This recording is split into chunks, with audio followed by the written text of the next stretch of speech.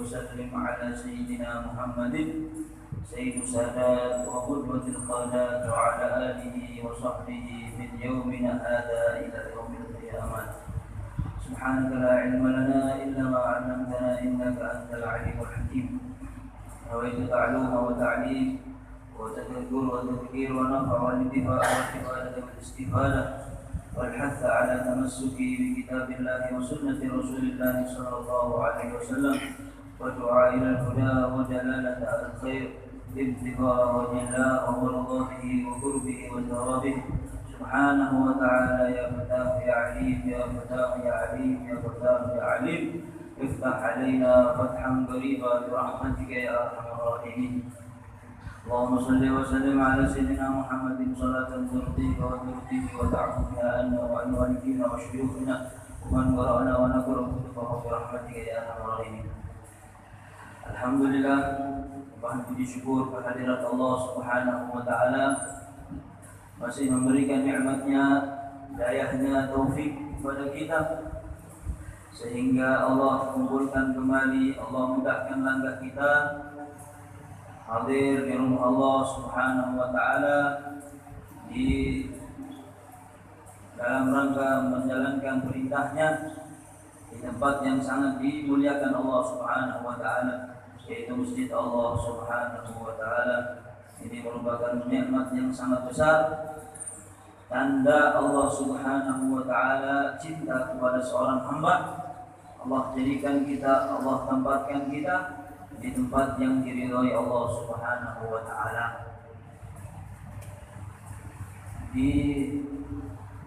Diriwayatkan dalam sebuah hadis bahwasanya Rasulullah Shallallahu Alaihi Wasallam pernah didatangi oleh seorang sahabat yang bernama Zaidul Khair. Nah, dulu asal namanya adalah Zaidul Khair. Setelah itu diganti sama Rasulullah Zaidul Khair. Zaid orang yang memiliki banyak kebaikan. Tatkala itu bertanya kepada Rasulullah Shallallahu Alaihi Wasallam, ya Rasulullah, ma alamatullah idza ahabba 'abdah. Apa tanda cinta Allah kepada seorang hamba?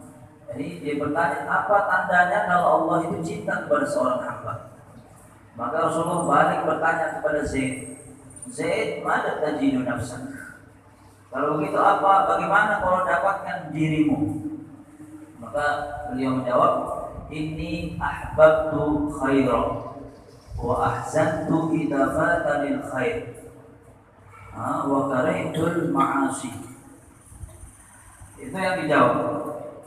Kemudian Zaid berkata, ya Rasulullah, sesungguhnya saya cinta kepada kebaikan, saya suka kepada kebaikan, dan saya bersedih apabila saya meninggalkan atau tertinggal daripada kebaikan tersebut, dan saya benci kepada maksiat. Maka Rasulullah bilang, ada alamatullah idza ahabba. Itulah tanda bahwasanya apabila Allah Subhanahu wa Ta'ala cinta kepada seorang hamba, itu tandanya.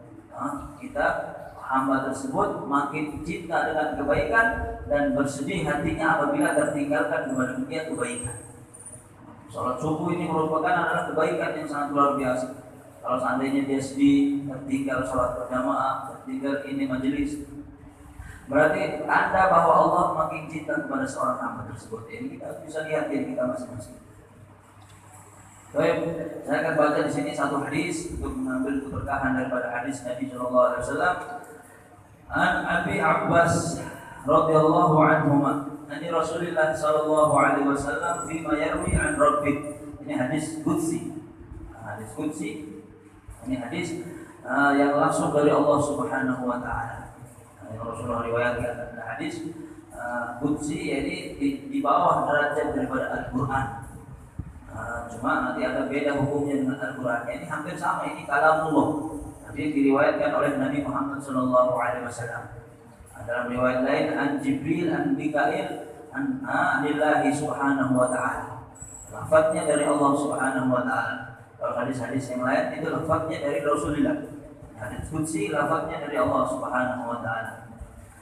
Qala inna Allaha katabal hasanati was sayyi'at thumma bayyana dhalik. Faman hamma bihasanatin falam ya'malha katabahu Allahu 'indahu hasanatan kamilah. Wa in hamma biha fa'amilaha katabahu Allahu 'azza wa jalla 'indahu 'ashra hasanat ila 700 dhifin ila ad'afin katsirah. Wa in hamma bi sayyi'atin falam ya'malha katabahu Allahu 'indahu hasanatan kamilah. Wa in hamma biha fa'amilaha katabahu Allahu sayyi'atan wahidah. Muttafaqun alaih. Atau riwayat Bukhari wa Muslim. Hadis sahih, hadis qudsi. Diriwayatkan oleh Ibnu Abbas bahwasanya riwayat dari Allah Subhanahu wa taala, hadis qudsi, sesungguhnya Allah Subhanahu wa taala menuliskan hasanat wa sayyi'at, kebaikan dan keburukan. Ini Allah sudah menentukan seseorang berbuat kebaikan ataupun keburukan. Tsumma bayyana dzalik, kemudian Allah jelaskan daripada kebaikan, Allah jelaskan daripada keburukan itu sendiri. Faman hamma bihasanatin, barang siapa yang ham, maknanya ham, beringinan atau menginginkan dengan keinginan yang tinggi, dia menginginkan bihasanatin, untuk melakukan kebaikan. Falam ya'malha, tapi dia tidak lakukan kebaikan itu. Cuma ada keinginan kuat untuk melakukan kebaikan tersebut. Mungkin ada hal atau sesuatu sehingga tidak sempat dia laksanakan atau dia lakukan kebaikan tersebut. Maka apa? Katabahu Allahu 'indahu hasanatan kamilah. Maka Allah akan menuliskan baginya satu kebaikan yang sempurna. Ini lihat kemuliaan Allah, karimnya Allah Subhanahu wa taala, dermawannya Allah Subhanahu wa taala kepada hambanya.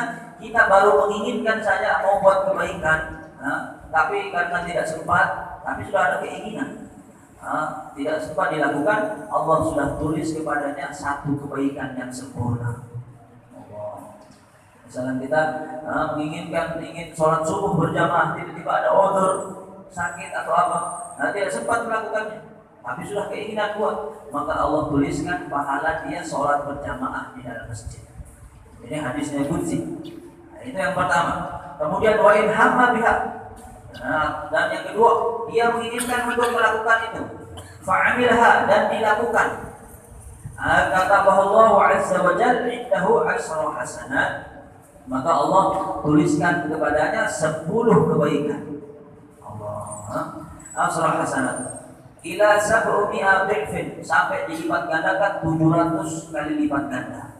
Itu kalau dilakukan, kalau dikerjakan. Dia sudah berniat dan dia kerjakan, maka Allah berikan 10 kebaikan, bahkan dilipat gandakan 10 itu menjadi 700 dan seterusnya. Ila ad'afin katsira, sampai berlipat-lipat ganda yang tidak ada, yang tidak bisa terhitung. Ya Allah yang Subhanahu wa taala yang tahu hitungan tersebut. Jadi luar biasa ya. Jadi makanya itu kita diajarkan di sini untuk senantiasa berniat sesuatu yang baik. Rasulullah di hadis yang lain menyebutkan niatul mukmin ablaghu min amalihi au khairu min amalihi. Niatnya orang mukmin itu lebih baik daripada amalnya. Makanya di dalam bulan puasa seperti ini kita setiap hari diajarkan untuk berniat setiap malam. Kenapa? Karena agar supaya terbiasa kita dengan niat yang baik. Tidaklah beramal apapun kecuali niat yang baik. Kita niat mancing, kita ambil yang biasa-biasa. Mancing dia niatnya apa? Untuk mencari rezeki, untuk mencari rezeki yang halal, untuk memberikan nafkah kepada keluarga. Itu mubah, tapi semuanya menjadi pahala di sisi Allah. Makan, mubah. Tapi kalau kita niatkan makan agar supaya kuat untuk ibadah, kuat ini, maka Allah jadikan itu sebagai pahala. Ini gunanya niat, gunanya kita berniat. Allah akan catat niat itu walaupun kita tidak lakukan niat tersebut apabila niat itu baik. Ini yang pertama. Yang kedua, wa in hamma bisayyi'atin. Yang kedua, menginginkan atau ingin melakukan perbuatan yang buruk. Dia ingin maksiat misalnya. Ingin melakukan maksiat. Contohnya saya mau pergi ke tempat diskotik, niat dan berniat. Falam ya'malha, tiba-tiba ya Allah tidak jadi dia lakukan. Katabahu Allahu 'indahu hasanatan kamilah. Allah tulis kepada dia satu kebaikan yang sempurna. Kita niat keburukan, tapi tidak jadi kita lakukan, kita batalkan. Maka Allah tulis kepada dia kebaikan. Ada Tuhan yang lebih karim, yang lebih dermawan daripada itu. Allah, subhanallah, la ilaha illallah. Ini kedermawanan Allah. Tuhan kita semua seperti itu. Kita ingin kebaikan, keburukan saja kalau tidak jadi Allah tulis kebaikan. Allah catat kepada kita kebaikan. Kemudian wa in hamma biha, apabila menginginkan keburukan, fa'amilha, dan dia lakukan keburukan itu, kata bahwa sayyi'atan wahidah, maka Allah tulis kepadanya satu keburukan saja. Bedanya lihat jauh. Makanya umat Nabi Muhammad ini paling banyak amal ibadahnya. Satu kebaikan kalau diniatkan dan dilakukan 10. Tapi beda dengan keburukan. Kalau dia niatkan tapi tidak jadi dia lakukan, Allah tuliskan kebaikan. Kalau dilakukan, apa yang ditulis? Keburukan tadi satu saja. Jadi perbedaan 10 atau sampai 700 tadi dibandingkan satu. Kalau seandainya Allah jadikan kita kayak kebaikan tadi, kalau kita melakukan keburukan Allah tulis 10, bagaimana dosa kita sudah? Bagaimana keburukan kita di sisi Allah? Tapi Allah dermawan, Allah jadikan keburukan cuma ditulis satu. Nah ini hadis menerangkan bahwasanya pentingnya kita beribadah dan selalu menginginkan untuk berbuat kebaikan. Karena itu menjadi pahala di sisi Allah Subhanahu wa ta'ala. La yu'akhidullahu apa ayat? Nafsan illa wus'aha. Atau di dalam ayat lain apa? Allah tidak akan mengambil atau menulis dosa kalau seandainya tidak yang tidak mampu dia la yu'akhidullahu. Atau bukan itu ayatnya. Apa ayatnya? Kalau zaman dahulu tidak apapun yang dia sudah Allah tuliskan. Tapi ketika itu datang Nabi Allah, datang seorang sahabat bertanya, ya Allah, tidak khusirna, kalau begitu kami akan rugi. Setiap apa yang terlintas di dalam hati Allah tulis. Tapi tidak. Dari turunnya ayat itu meringankan kepada umat Nabi Muhammad. Jadi kalau keburukan cuma diniatkan tidak dilakukan, maka tidak ditulis keburukan, bahkan ditulis kebaikan. Ini jadi dari hadis ini kita bisa ambil hari-hari kita ini selalu kita niatkan untuk perbuatan yang baik.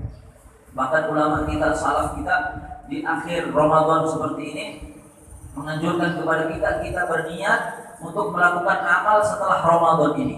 Diniatkan memang di bulan Ramadan. Kenapa? Apa tujuannya? Agar supaya niat kita itu dilipat gandakan menjadi 70 ketika kita lakukan di selain bulan Ramadan.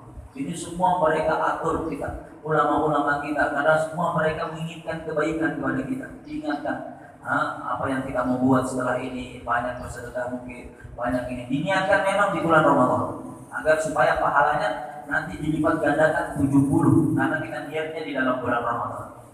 Itu yang harus kita perhatikan. Baik.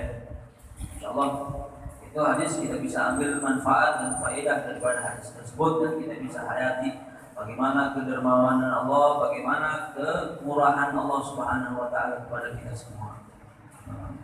Maka sampai di dalam ayat itu Ar-Rahman Ar-Rahim, Maliki Yaumiddin. Ketika membaca itu nanti di hari kiamat siapa yang akan memegang? Maknanya siapa yang akan berkuasa?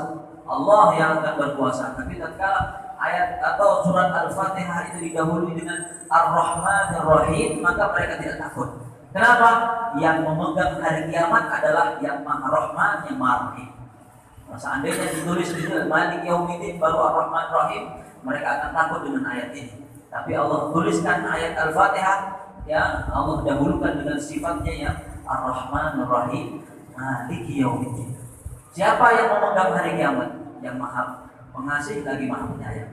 Maka dari itu tidak takut mereka. Umat Nabi Muhammad tidak takut dengan hari kiamat. Karena mereka tahu siapa yang memegang hari kiamat, yaitu Ar-Rahman Ar-Rahim. Baik, bismillah. Kita lanjut di dalam fikih kita, insyaallah ini bisa jadi yang terakhir. Itu kita akan bahas di sini tentang Sholatul Idain, sholat Id. Salat Idul Adha ataupun Idul Fitri, karena kita akan melakukan salat ini agar supaya betul kita lakukan di dalamnya ataupun sunnah-sunnah yang di dalamnya yang harus kita ketahui sehingga sempurna kita punya ibadah di dalam menjalankan salat Id tersebut. Baik, bismillahirrahmanirrahim. Babu salatul Idain. Ini yang dimaksud Idain di situ Idul Fitri wa Idul Adha. Idul Fitri dan Idul Adha. Tapi mana yang afdal, Idul Fitri atau Idul Adha? Salat Idul Fitri atau Idul Adha? Dikatakan di sini yang paling afdal adalah salat Idul Adha. Kenapa? Karena ada dalilnya langsung dari Al-Qur'an. Apa dalilnya? Fasholli li rabbika wanhar. Itu hadisnya, itu ayat menunjukkan dalil bahwasanya fasholli di situ ya sholli dan maka salatlah.